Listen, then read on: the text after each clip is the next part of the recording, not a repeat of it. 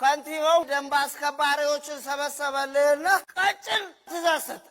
ትሰማላችሁ ጓዶች፣ የኢትዮጵያ ሕዝብ መቀጥቀጥ አለበት። ቀል የለም። ሰዓት እላፊና አዋጁን ተላልፎ የተገኘ እያንዳንዱ ሰው እርምጃ ይወሰድበታል ብሎ ትእዛዝ ሰጠል።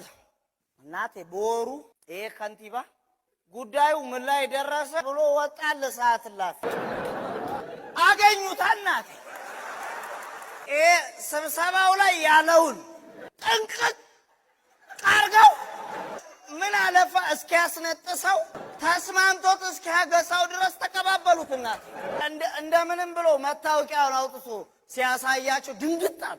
ወይ ክቡር ከንቲባ እርሶም ሆኖትን እኮ አላወቅም። እኛ እኮ የኢትዮጵያ ሕዝብ መስለውን። ብዙዎች እንደ ቀልድ ብቻ ያዩታል። ነገር ግን እንደዚህ ልጅ ለኢትዮጵያ ሕዝብ ድምጽ የሆነ ማንም የለም። ድምጽ ብቻ ሳይሆን ሕይወቱ ላይ ፈርዶ በጣም በርካታ ሐሳቦችን በቀልድ መልክ ለሕዝቡ ያደርሳል። ፍራሽ አዳሽ የተመረጡ ቪዲዮዎችን አብረን እንመልከት።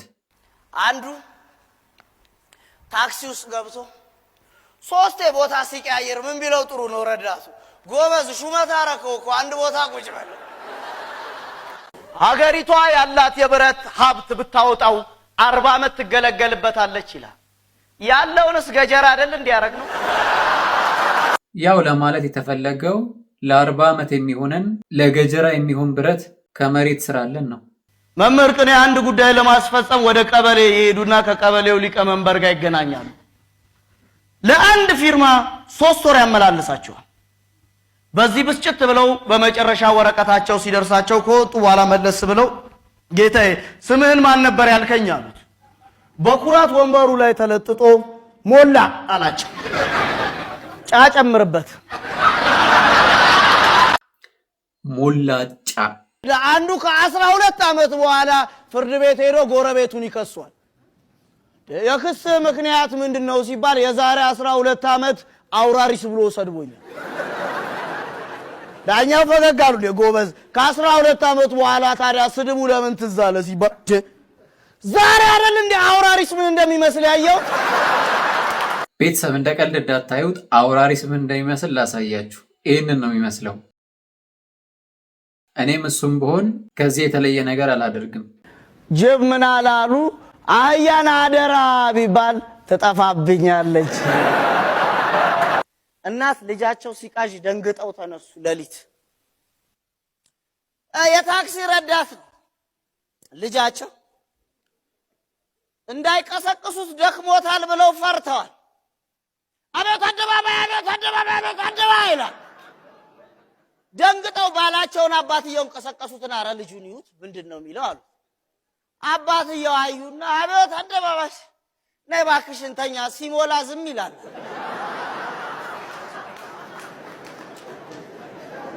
ትንሽ እንደቆዩ ልጁ ድጋሚ በጮት መቃዠት ጀመረ። እናትም አባትን ተከታትለው መጡ። ልጅ 4 ኪሎ ይላል። አባቴን በይ ቀስቅሽ ወራጅ ስለማይገኛል። ልጁን ግን ለምን እንደማደንቀው ታውቃላችሁ? ድፍረቱ። እንደዚህ አይነት ቀልድ ወንድሜ እንኳን መቀለድ ቀልዱ መመልከት ራሱ። አንዱ ለአንተ ትልቁ የደስታ ጥግ ምንድነው ሲባል ረጅም ሰልፍ ተሰልፈህ ልክ አንተ ጋር ደርሶ ከአንተ በኋላ ያሉ ሰዎች ተመለሱ ሲባላል። አንዱ ወዳጁ ነጭ በነጭ ለብሶ ጋውን ደርቦ ሲያየው ዛሬ የከብት ሐኪም መስላል ሲለው ባለጋውኑስ ምን ነው አሞሃል? አንዱ መንፈስ ስልኩን ከጆሮ ላይ ሙጭልፍ አርጎት እየሮጠ አይደለም ሰውየው ያራራጣው ተከተለውና መንፈስ ሻሮጦ ቀበሌ ውስጥ መግባት እጁ አወላጭፎ ሰውየው አመለጠኝ ማለት ነው።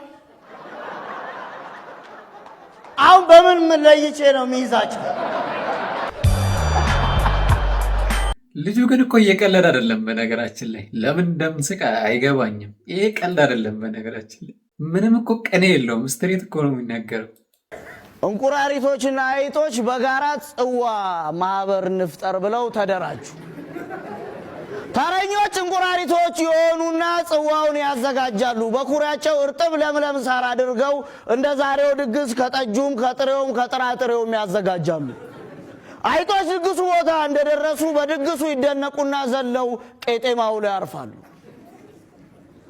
ይሄኔ ነው ሳሩን እንጂ ኩሬውን አላዩትም። አይጦቹ ነፍስ ግቢ ነፍስ ውጪ ብቅ ጠለቅ ሲሉ እንቁራሪቶች አዩ። አቤት አቤት ምን ጊዜ ጠጥተው ምን ጊዜ ሰከሩ። የወረዳችን መስሪያ ቤት ጋር ገጠመኝ ነግራችኋል። መኪና ታክሲ ያለች አሮጌ ታክሲ ያለው ሰውየው በወረዳችን በር ላይ የሄደ የወረዳችን አስተዳዳሪ ልክ ሊወጡ ሲሉ እሱ እዛ ጋር ሲደርስ መኪናው ቀጣትም ዱብ አሉ።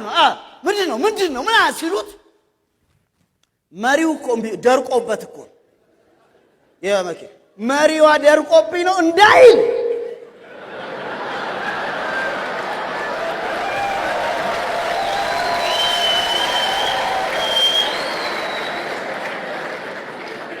ሌላ ጣጣ ውስጥ ሊገባ ነው። ምን ቢል ጥሩ ነው? ቁልፉን ነቀለና የኔ አይደለች ይመች። አስተማሪው ተማሪዎቹ ሲረብሹት ይበሳጭና ጎበዝ እናንተ እኮ የዚች ሀገር ተረካቢ ናችሁ ለምንድን ነው የምትረብሹት ሲባሉ ተማሪዎቹ በአንድ ድምፅ አንረከብም። አስተማሪው ይደነግጥና እንደ ጎበዝ ለምንድን ነው የማትረከቡት ሲባል ኦዲት ሳትደረግ አንረከብ።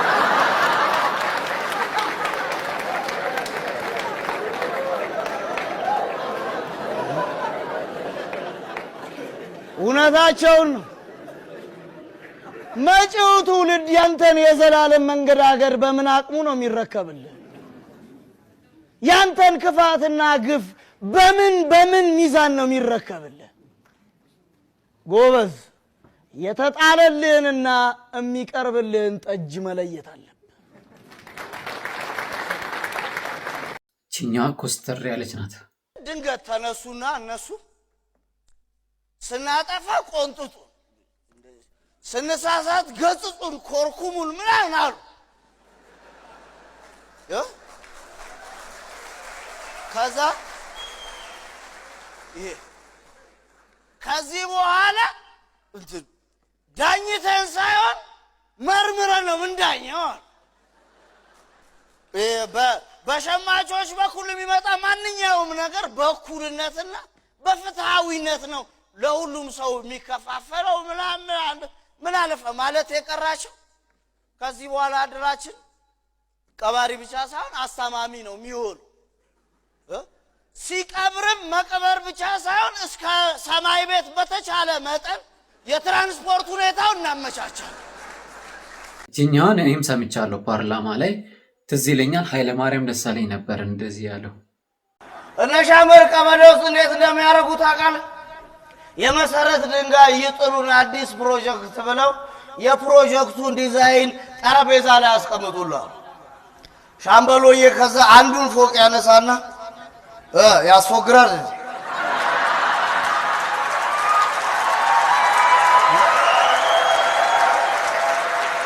ያስፎግራል ሲላቸው አያስፎግርም።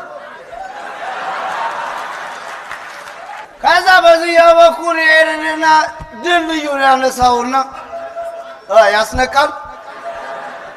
አያስነቃም። ግሪን ኤሪያ ያርጉት። እኔ እኮ ግሪን ኤሪያ ለምንድን ነው የበዛው እዚህ ሀገር ውስጥ ላለው? ለካ በቀበሌያችን የምትኖሩ የድሃ የሆናችሁ የማህበረሰብ ክፍሎች ቢሮ ቁጥር ምንትስ ድረስ መታችሁ ተመዝገቡ ይላል። ነጠላ ድሃ እንኳን ብርቅ የሚሆንበት ሰው ዜናው ላይ ታችሁ የድጋፍ ሰልፍ የመደገፍ ሰልፍ እሬ ብለው ጎበዝ ሰዎቹ ካልተደገፉ አይቆሙም እንዴ?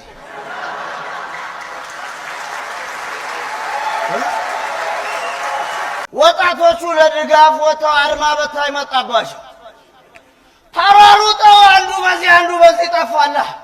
ዞር ሲሉ በመሃል የሚያውቁት አድማ በታኝ በሲቪል አዩት። አንተም ትሮጣለህ እንዴ ሲሉት አባቴ መታወቂያ እስክታሳይ እኮ አንድ አይነት ነው የሚያጠፉልህ። ጀለስ አባቴ አሰራሩ ስለሚያውቅ ከሱ በላይ የሚሮጥ የለም። ጠጅ ቤት መቶ ቅስቀሳውን ሲሰራ በዚህኛው ምርጫ ከተመረጥኩ የህዝቡን ጥያቄ በሙሉ ለመመለስ አይልም። አንዱ ብድግ ብሎ እናንተ ሰዎች በኑሮ ውድነቱ አልሞት ስንላችሁ በሳቅ ልገሉ ነው አይደል? ሁለት የቀበሌያችን እጩዎች በቅስቀሳ መድረክ ላይ እየተነጋገሩልን ነው። አንደኛው የምርጫ ምልክታችን ሻማ ነው፣ እንደ ሻማ ቀልጠን ነው ሰፈሩንና ህዝቡን የምናገለግለው አይደል? ሌላኛው ተፎካካሪ ቀጠለላ የምርጫ ምልክታችን ክር ነው፣ ያለ ክር ደግሞ ሻማ ሊበራ አይችልም። እኛ የሰፈሩ ሰዎች ምን አለን? አረ እናንተ ሰዎች መብራቱን ልቀቁልን እባካችሁ።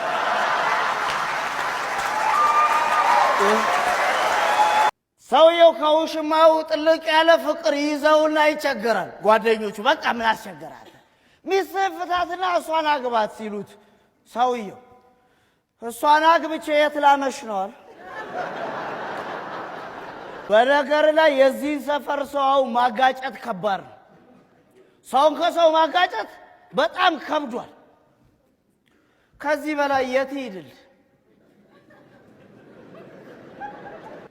የጸብ ምክንያት አጥቶ በጸብ ምክንያቶች ሁሉ ተጋጭቶ ምክንያት በማጣቱ መንስኤ ከራሱ ጋር ጸብ ጀምሯል። ከራሱ ጋር የተጣላን ሰው ደግሞ ለአስታራቂም ለፍርድም አይመችም። ግራ የገባው ሰው እኮ ነው የዚህ ሰፈር። አንዱ ባል ሚስቱ ተቆጥታ ነው ሁለተኛ ጠጅ ቤት የሚባል ድርሽ እንዳትል ተብሏል። አምልጦ ላጥ ብሎ ጠጅ ቤት መምጣት ሁለት ብርሌ እንደላፈ ተደወለለት ከላይኛው አካል ከሚስቱ። ስልኩን ሳየው ደንግጦ ምን ያርግ ከጎን ያለው ሚስቴ ደወለች። አፌሸታ ከጎን ያለውስ አው አንተ ብሎ ሶፍት አውጥቶ በዚህ ሸፍና አውራ። እኔ ደስታ አስመላሽ ታዲያ ነግራለሁ። ፍራሽ ብቻ አይደለም ምናድሰው ምንገርፈው፣ እንደ ሻምበል ያሉ ሲዛነፉ ሲቀደዱ እንሰፋቸው። በቃ ባጭሩ እኮ ሻምበል ማን እንደሆነ መናገር ብቻ ነው የቀረው እንጂ እኮ ቃል በቃል ነው የሚናገራቸው። ይሄ ምንም ቀልድ ብቻ አይደለም፣ ስትሬት ነው የሚናገረው። ሻምበል ብዬ የተጠቀምኩት እከሌን ነው ቢል ዴድ። አንድ ምክር ልምከርህ፣ እንደ ወረቀቱ 1 ብር ከመረሳት እንደ 5 ብር እያለ ካለመታወስ ፈጣሪ ይጠብቅ። አሜን እያልን በነገራችን ላይ ይሄ ልጅ በጣም አንደርሬትድ የሆነ ልጅ ነው። ማለትም በብዙዎች ዘንድ ይታወቃል። አዎ፣ ግን የሚገባውን ክብር የሚገባውን ቦታ ያገኘ ልጅ አይመስለኝም። ምክንያቱም እንደዚህ አይነት ነገሮችን መስራት ለአንዳንዶቹ ቀልድ ብቻ ስራ ብቻ ሊመስላቸው ይችላል። ነገር ግን ይሄ ልጅ እየቀለደ ያለው ይሄ ልጅ እንደዚህ እየተናገረ ያለው በህይወቱ ላይ ፈርዶ ለኢትዮጵያ ሕዝብ ድምፅ ለመሆን እየሞከረ ነውና የተስፋውን ከበደን ስራዎች እንደ ቀልድ ብቻ አትዩት። እያንዳንዱ ንግግሮቹ መሃል፣ እያንዳንዱ ቀልዶቹ መሃል በጣም ኮስተር ያለ በጣም ትልቅ መልእክት ያላቸው በጣም ብዙዎች መናገር ፈልገው መናገር ያልቻሉትን ነገሮች እያነሳ ያለንበትን ህይወት ያለንበትን ኑሮ ያለንበትን ፖለቲካ ዝግዝግ አድርጎ የሚያቀርብ ልጅ ነውና ተስፋውን ከበደ ለምትሰራቸው ስራዎች በሙሉ ሪስፔክት። በቀጣይ ቪዲዮ እስከምንገናኝ ድረስ ቻው።